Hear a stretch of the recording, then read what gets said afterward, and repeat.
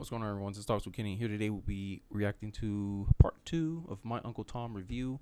And we stopped at Obama when he was president of the United States. And honestly, I believe this was the best time that racism was on its way out of America's consciousness. Hey, this is something we can finally put behind us.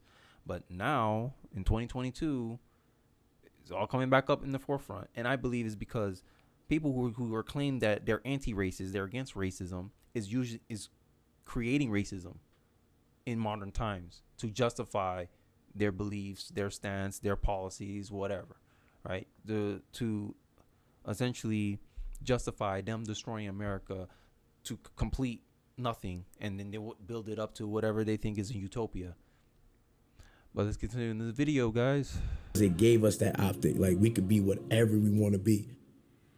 It was America finally feeling that we could let go, just let go and say we finally did it. Progress is here. I cried when he won.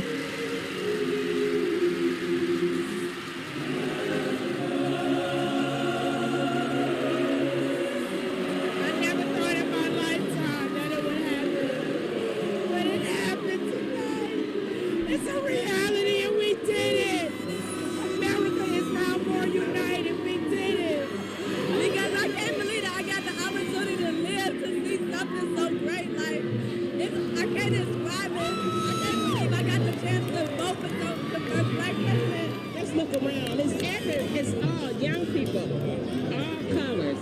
I believe when you dream, your dreams can come true.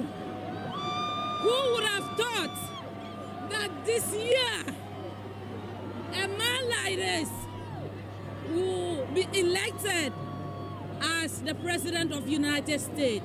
This is the beauty of America. God bless America. God bless America. How we went from that to where we're at now, where now having love for America is divisive. The only country that voted in a black president, yet we're the most racist country in the world, that doesn't compute to me. I don't think UK ever had a black prime minister. I don't think Canada had a black prime minister. I don't think Australia has black anything. Only Africa, Haiti, Jamaica, I think. Jamaica, obviously, but that's what I'm saying. Outside of I'm talking about majority white populations. United States is the only country that had a black president. Yet people will sit here and get mad at a black conservative or black person for loving America. I don't believe my immigrant parents came here, immigrated here, make me a first generation American to be oppressed. I do not believe that, and you will find it very hard to convince me otherwise. Let's continue.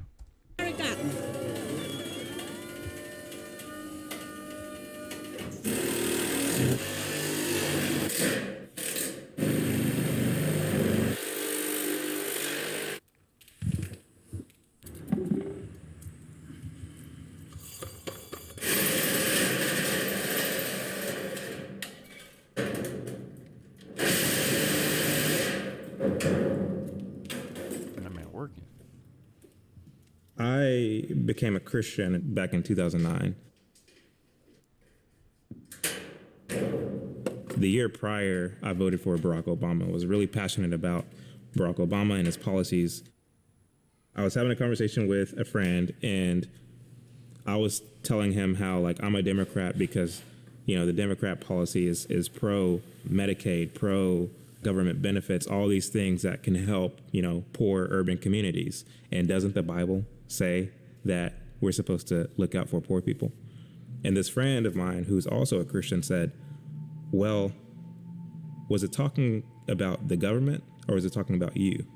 And I thought, that's very interesting. And so I went back and read it, and it was talking about me. One thing I want to add to that is that all this stuff about pro-Medicaid, all these government benefits that come from the government, is you're essentially taking it for someone else and forcefully giving it to another group of people, whoever is in your mind, regardless of your reasoning, you're doing wrong. 90% of the tax revenue comes from 10% of the top earning tax players in America. Right? Taxation without representation, right? So these 10% of people who are able to pay 90% of tax revenue, where all our benefits come from, the only thing they share is they use police stations just like we do, fire stations just like we do, they use the roads just like we do, except when it comes to, let's say a rich person wants welfare. He can't get welfare. He makes too much money. But his money is the majority of the reason why that program is allowed to exist. But he can't take part in it. I'm just asking some questions. I don't think that's fair. And I believe stuff like that should be temporary. It should be like, hey, here we're helping you, and we're also providing you other things to help you be able to sustain yourself, not you being comfortable and staying on the government. Because that's usually what happens when people go on welfare. They get comfortable with that lifestyle, and they're saying, hey, I don't have to work as hard. I can take it easy. I could chill. And they'll do everything they can to stay on it. And this is how the Democrats get control over the black community. All right? They push, look, we're taking care of people. Everyone's entitled to this. But as a trade-off, you give more control to the government. And I always grew up in this saying, if they can feed you, they can starve you. So when a dictatorship takes over, or a totalitarian person takes over the government, you're stuck because you can't provide for yourself. And this is why socialism don't work, because socialism inevitably becomes communism. A lot of the way that I saw things began to change, but I was still a Democrat. This friend of mine challenged me to go and read the Republican platform and read the Democrat platform and see where my values and my views line up. My whole mindset was changing, around this time. And so I took him up on that offer. I went and I read the entire Democrat platform and I read the entire Republican platform. And I was like, man, I'm a Republican. I always believe in this quote, do for self. Stop complaining what a good man should be and just be one. And with that thinking, I could never vote Democrat. And my record so far, even though I'm an independent, I've been voting Republican since 2018. Main gripe against I have with the Democratic Party is they believe it's everyone else's responsibility to do something for the good of others, but never their responsibility. Oh my God, climate change. Okay, sell your car, sell your gas powered car. Oh, but I can't afford an electric car. I still need to do it for work. But if you want to, you can't. Before you can change the world, you must first change yourself.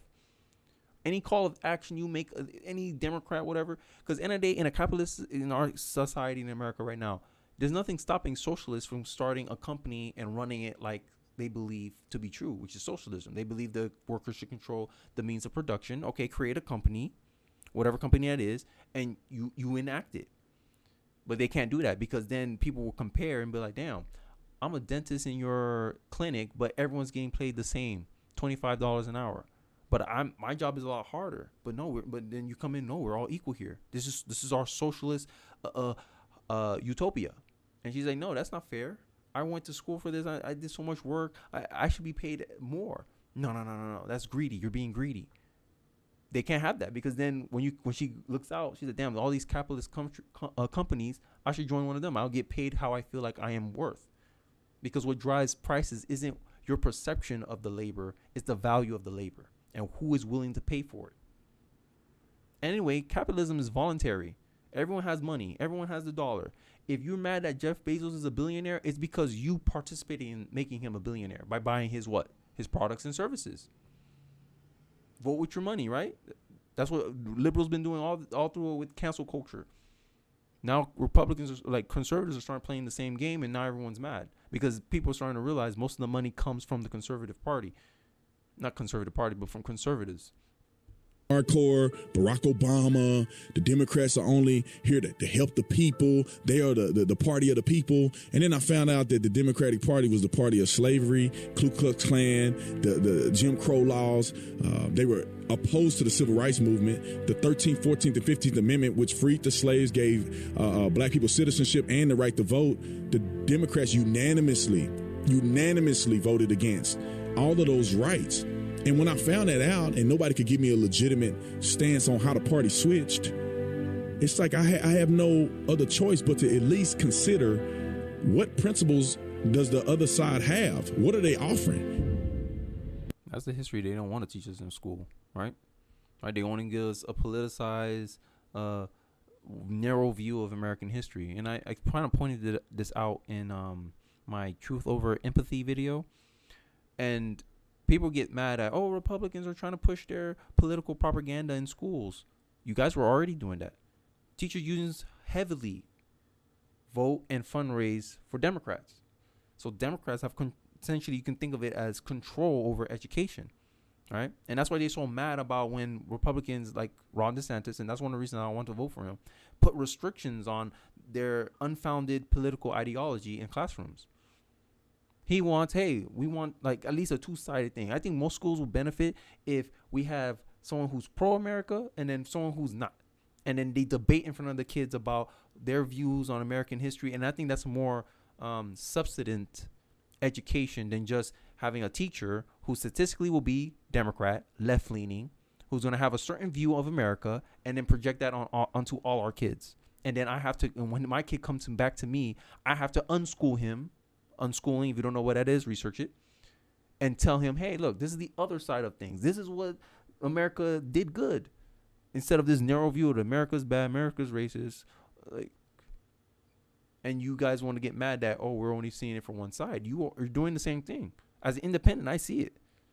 To me, I don't buy into tribal politics. Now, yes, I am biased. I like the Conservative Party. I like the Republican Party. Yes, I am biased. I will admit that. But people want to come here trying to act like they're objective. I don't buy it. I trust, but I verify. Let's continue, guys.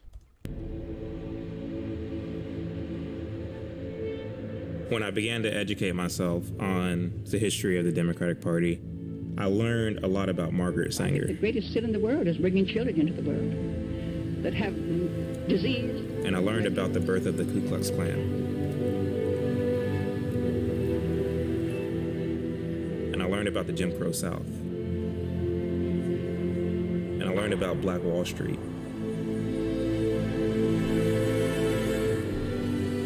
And all of those events had Democratic hands in them. It unraveled everything that I knew to be true. Everything that the news media taught me, everything that my own culture taught me.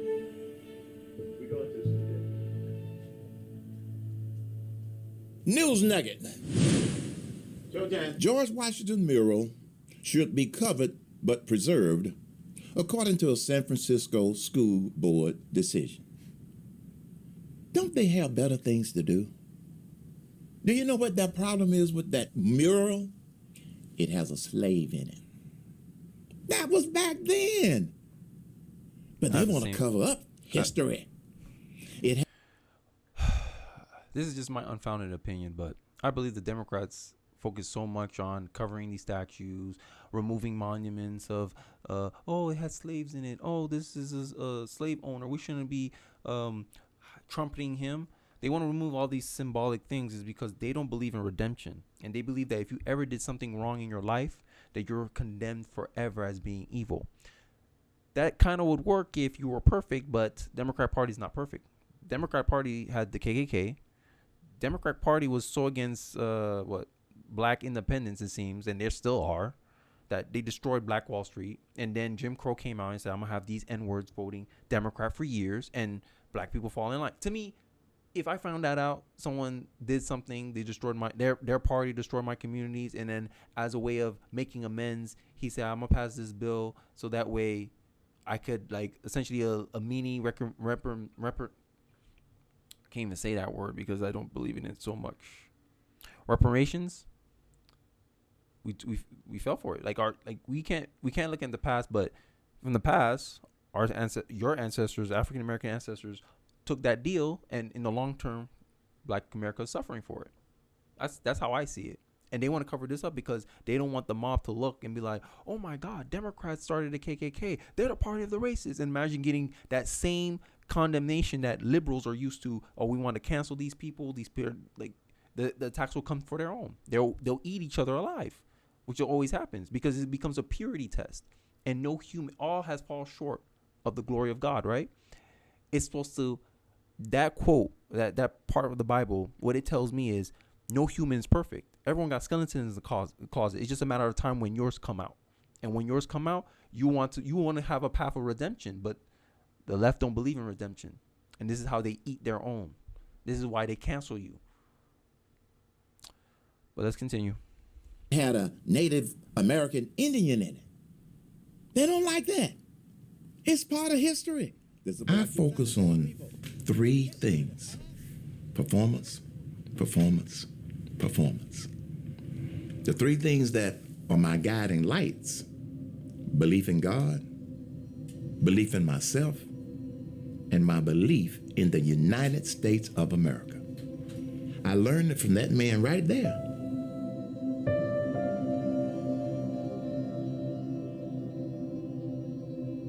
My dad worked 3 jobs until he could live off of 2, and he worked 2 until he could live off of 1. He used to be a chauffeur for the Coca-Cola company.